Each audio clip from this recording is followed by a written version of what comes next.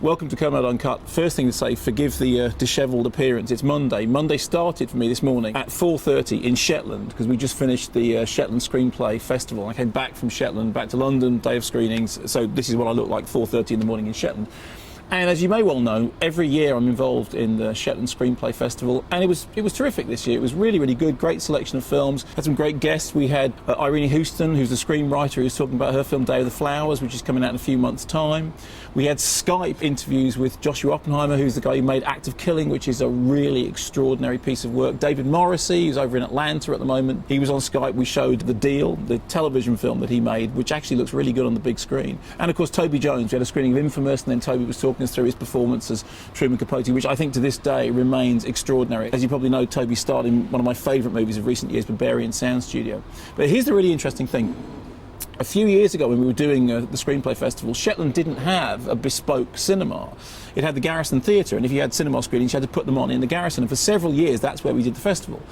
Then finally, last year, they got this new art centre opened, Mariel, and it's a really, really big deal, and it's got a really beautiful, bespoke screening facilities. Well, in the middle of the festival this year, a year later, a year after the opening of Mariel, at one of the events, we were able to hand out a special prize to the 100,000th cinema ticket buyer. That means that in a year, they've sold 100,000 cinema tickets. And that may not sound extraordinary to you, but Shetland is a place with a population of round about 22,000. You think about that, total population 22,000, 100,000 cinema attendances in a year. What does that tell us? It tells us this, that there is still, despite what all the naysayers say, a huge appetite for proper cinema.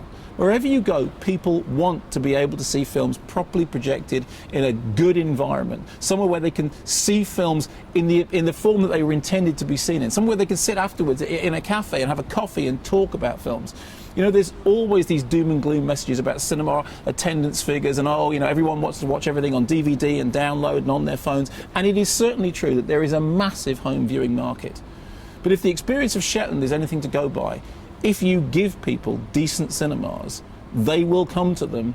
I love Shetland anyway, and I've always enjoyed the Screenplay Festival. If you ever happen to find yourself in Shetland this time of year, please come to Screenplay. But the message that I took away from it was the appetite for proper cinema is still alive and kicking. People want proper cinemas. If you give them to them, they will love and cherish them.